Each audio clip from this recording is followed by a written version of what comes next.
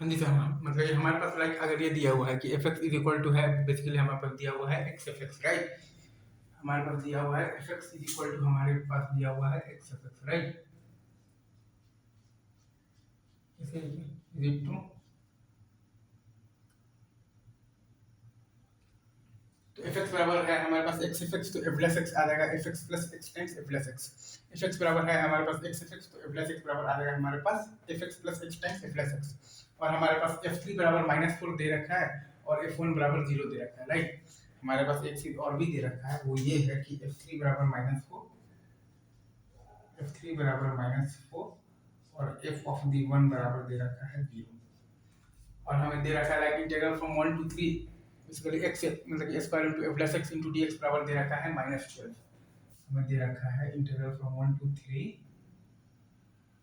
x square into f plus x into dx बराबर दे रखा है -12, राइट। और ये यहाँ पर दे रखा है इंटीग्रल फ्रॉम 1 टू 3, हमें दे रखा है x cube into f of the तो डबल x इनटू dx बराबर दे रखा है 40, राइट।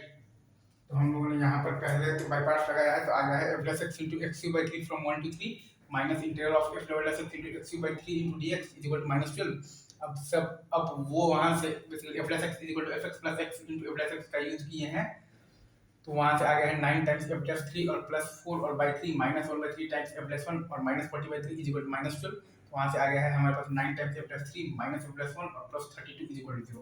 वैसे ही फिर से इसी में हम लोग खाली बाई पार्ट्स लगाए हैं, फर्स्ट फंक्शन और सेकंड फंक्शन को अलग अलग मानकर। तो आ गया है X square F X from 1 to 3 minus आ गया है 2 times integral from 1 to 3 x into F X into dx बराबर आ गया -12। तो वहाँ से आ गया है integral from 1 to 3 x f x dx बराबर -12, मतलब कि integral from 1 to 3 f x dx बराबर आ गया है हमारे पास -12। ठीक है, इजी इजी।